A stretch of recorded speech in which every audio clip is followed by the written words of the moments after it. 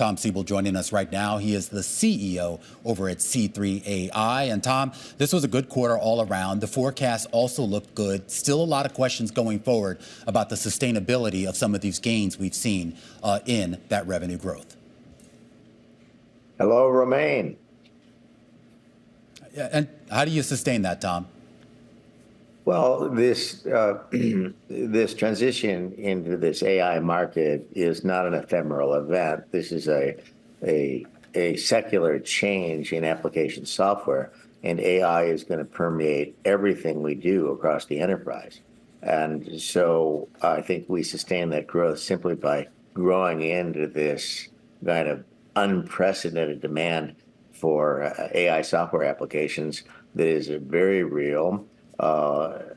Generates very real savings for these companies, and this is not ephemeral. This might be the largest event we've seen in the history of enterprise application software. Yeah. And C3 is a major player in that space. And there's a question here about how you position around that with regards to the pricing strategy the C3.ai takes. You guys have been shifting to that more consumption-based pricing strategy. I know there's always going to be hiccups as you make a transition from one strategy to the next year, but how far along are you in that, and what's been the response that you've gotten from customers?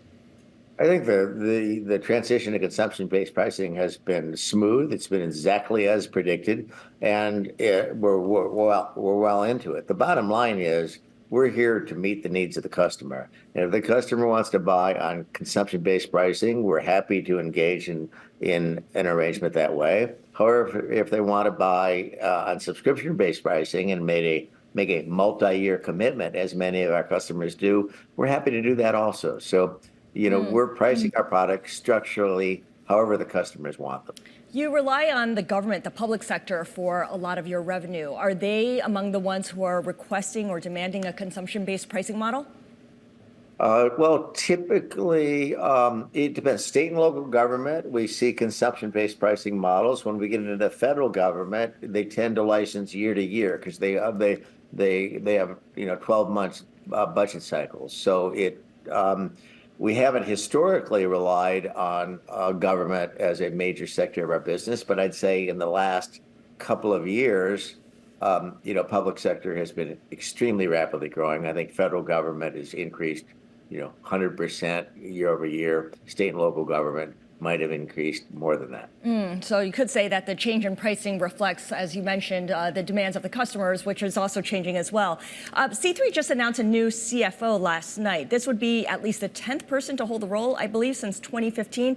And it does raise some questions among investors. Why is there so much turnover in this role? I'm not really certain that's accurate. There's a 10th person since 2015.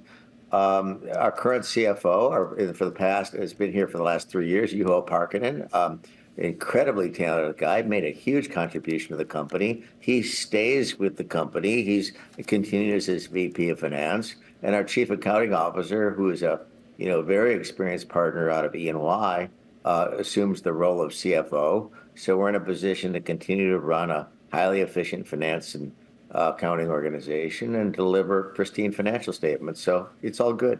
Is the management of this company right now, Tom, your vision for this company and whatever help you get from your deputies there, to stay a standalone company? Have you been approached at all by any other bigger firms?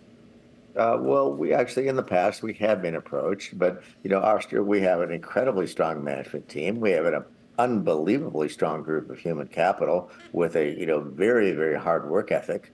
And we're running this business as a standalone business. It's our goal to establish and maintain a market leadership position in enterprise application software globally. And I think there's some probability we might achieve that mission.